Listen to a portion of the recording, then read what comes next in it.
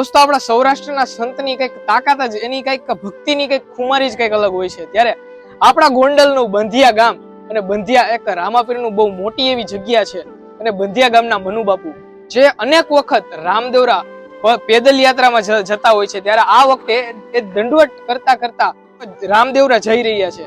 દોસ્તો તમને જો વાત કરું તો મનુબાપુ છે એ ઘણી વખત આવી રીતે જતા હોય છે, ત્યારે આ વખતે ખાસ કરીને જ્યારે દંડવટ કરતા કરતા જાય છે ત્યારે મનુબાપુ આપણી સાથે છે। બાપુ કઈ કહેશો આપ? વર્ષોથી તો માનો ને 1993 થી 2020 સુધી અવધૂત બાશ્રી જનકબા એટલે કે મારા જે ગુરુજી એ 54 વાર પેદલ યાત્રા કરી ચૂકેલ છે અને રિટર્ન 20 વખત રિટર્ન પણ આવેલ છે। અને ત્યાર પછી 54 વખત હું પણ એમની ભેગો હતો અને તે પછી મારે ટોટલ 59 વાર પેદલ યાત્રા થઈ।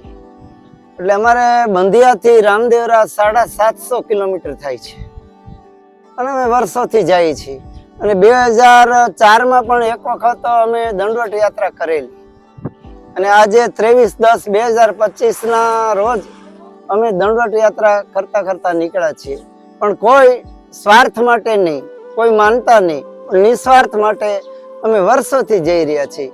કોઈ અમે સેવાનો પણ ઉપયોગ કરતા નથી, કોઈના પૈસા લેતા નથી, કોઈની ઘરે જમતા નથી, કોઈના પાથરેલમાં બેસતા નથી।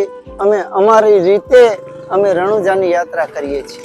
અનુમાન અમારું એવું છે કે લગભગ મારું ગણિત એવું છે કે 4 મહિનાની આસપાસ કદાચ પહોંચી જઈશ। કેવી કે રેન્જ આવે એ પ્રમાણે ખબર પડે।